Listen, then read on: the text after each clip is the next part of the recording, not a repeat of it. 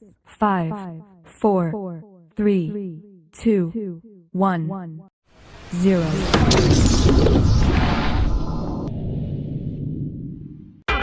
Apa kabar adik-adik semuanya? Kak Citra berharap kalian dalam keadaan yang baik, sehat, dan siap untuk belajar. Hari ini kita akan belajar bersama-sama untuk mata pelajaran tematik kelas 2.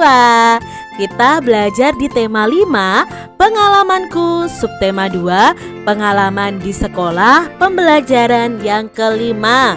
Mari adik-adik kita belajar dengan penuh semangat ya.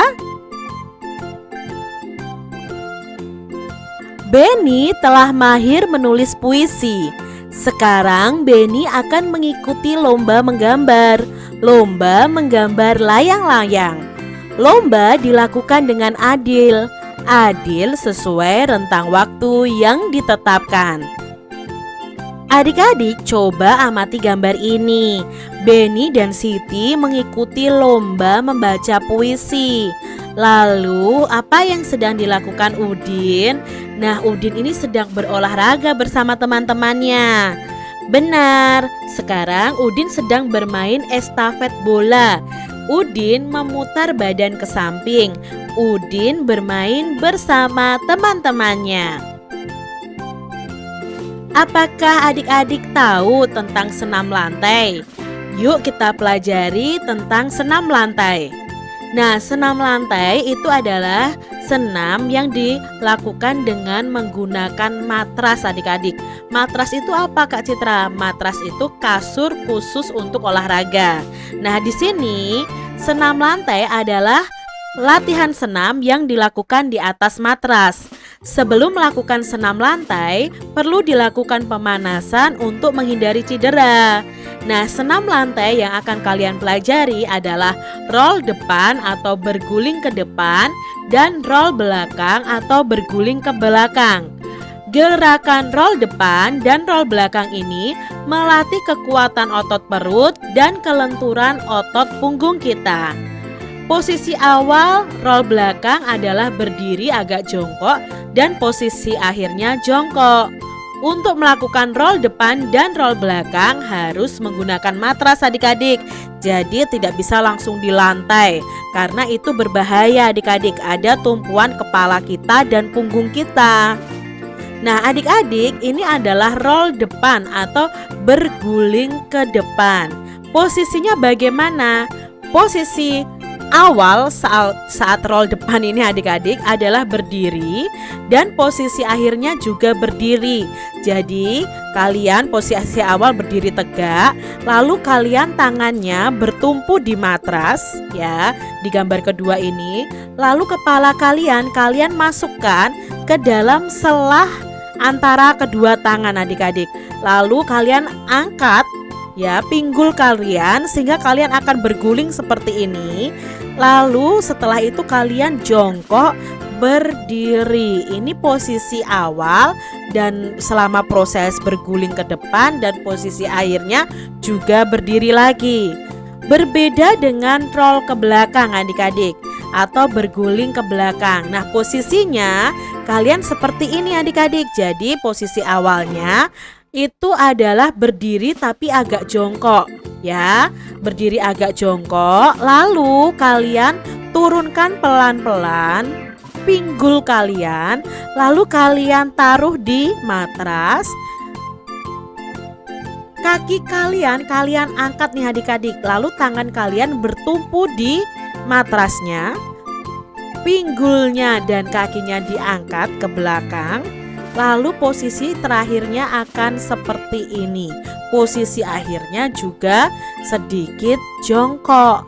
Jadi kalau kalian melakukan roll depan dan roll belakang ini harus dengan pengawasan orang dewasa dan orang yang mengerti mengenai gerakan roll ke depan atau roll ke belakang.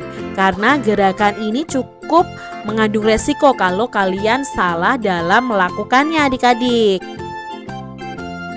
Nah, kemudian kalau kalian sudah bisa roll depan atau roll belakang, kalian bisa bermain estafet bola. Untuk bermain estafet bola ini sebenarnya menggunakan roll ke depan adik-adik. Jadi sediakan 2 matras seperti ini. Lalu di depan matras ini kalian ada bolanya nih adik-adik ya. Kalian letakkan bola. Nah, kalian akan roll dari sini lalu menyentuh bola. Nah, teman di depan kalian juga akan melakukan roll ke depan lagi dan menyentuh bolanya. Nah, ini disebut dengan permainan estafet bola dengan cara memutar badan atau melakukan roll depan dan belakang. Tim Edo terdiri atas anak laki-laki dan tim Beni ada anak perempuannya. Berikanlah kesempatan yang sama untuk anak perempuan adik-adik kalau kalian bermain. Itu namanya sikap yang adil. Nah, sikap di atas ini sesuai dengan sila kedua Pancasila, yaitu kemanusiaan yang adil dan beradab, dan simbolnya adalah rantai. Nah, adik-adik kalian pasti tahu ya sila Pancasila yang kedua ini. Adik-adik, perhatikan gambar berikut ini. Kita akan bersama-sama memberi tanda centang untuk yang sesuai dengan sila kedua Pancasila. Ya, sila kedua Pancasila itu berhubungan dengan kemanusiaan, dengan membagi tugas secara adil. Nah, itu sesuai dengan sila kedua Pancasila. Di sini yang sesuai dengan sila kedua Pancasila adalah gambar nomor 1, karena ini melakukan kerja bakti, membagi tugasnya secara adil adik-adik. Lalu yang kedua ini tidak mencerminkan sila kedua Pancasila ya adik-adik ya. Karena apa? Mungkin ini anak laki-laki ini menuduh temannya sehingga temannya enggak, bukan saya kok, misalnya seperti itu ya. Lalu yang ketiga ini tidak mau bermain dengan temannya. Nah, ini juga bukan sila kedua. Lalu yang keempat, piket kelas dilakukan dengan kerjasama dan dibagi secara adil. Maka ini sesuai dengan sila kedua Pancasila. Lalu di sini ada kerja kelompok. Nah, kerja kelompoknya juga dibagi secara adil. Maka ini sesuai dengan sila kedua pada Pancasila.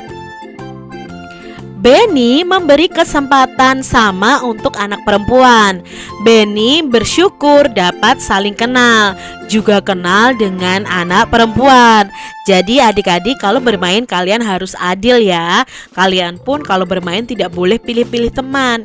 Ya bermain dengan anak laki-laki, ya bermain dengan anak perempuan adik-adik. Nah adik-adik, aku sangat senang memiliki teman. Temanku semua baik. Aku dan teman-teman tidak membeda-bedakan. Aku juga tidak membedakan dengan anak perempuan. Ketika bermain, aku juga mengajaknya. Anak perempuan memiliki kesempatan yang sama dengan anak laki-laki. Jadi, jangan kita membeda-bedakan adik-adik. Adik-adik, tadi Beni akan membaca puisi yang berjudul Layang-Layang. Sebenarnya layang-layang ini adalah lagu adik-adik. Lagunya seperti ini ya. Ku ambil bulu sebatang, ku potong sama panjang, ku raut dan ku timbang dengan benang, ku jadikan layang-layang, bermain, berlari, bermain layang-layang, bermain ku bawa ke tanah lapang, hatiku riang dan senang.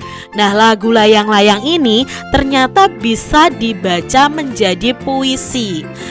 Lagu layang-layang ini ciptaan dari Mandong Lubis adik-adik. Nah sekarang kita bukan menyanyikannya, tapi kita akan menjadikan lagu ini sebuah puisi. Jadi begini cara membacanya adik-adik. Layang-layang ciptaan Mandong Lubis. Ku ambil bulu sebatang, ku potong sama panjang, ku raut dan kutimbang dengan benang, ku jadikan layang-layang, bermain, berlari, bermain layang-layang, bermain ku bawa ke tanah lapang. Hatiku riang dan senang. Kira-kira seperti itu tadi cara membaca puisi layang-layang. Adik-adik, setiap puisi itu ada kata-kata indahnya. Nah, kita akan memahami makna atau arti dari sebuah kata yang ada di puisi layang-layang tadi. Yang pertama ada kata buluh. Nah, buluh itu apa ya Kak Citra? Buluh tuh seperti ini adik-adik. Menurut kalian arti kata buluh itu apa? Buluh itu artinya adalah bambu atau talang adik-adik. Ku ambil buluh sebatang. Oh, berarti kita mengambil bambu sebatang. Ini loh adik-adik, gambar dari bambu ya. Bentuk bambu tuh seperti ini yang bisa dijadikan layang-layang. Lalu ada kata raut. Kuraut dan kutimbang dengan benang. Nah, raut itu apa? Nah, pernahkah kalian meraut pensil? Ya kan, pernah ya meraut pensil seperti ini. Lalu ini kalau meraut bambunya untuk dijadikan layang-layang. Raut itu artinya adalah melicinkan atau menghaluskan. Itu arti dari kata raut. Lalu ada kata potong. Nah, kalau potong itu apa? Potong itu artinya penggal atau kerat. Memenggal atau mengerat sebuah benda. Itu artinya potong adik-adik. Lalu berikutnya ada kata girang. Hatiku riang dan girang, hatiku senang dan riang. Itu ya, girang itu apa?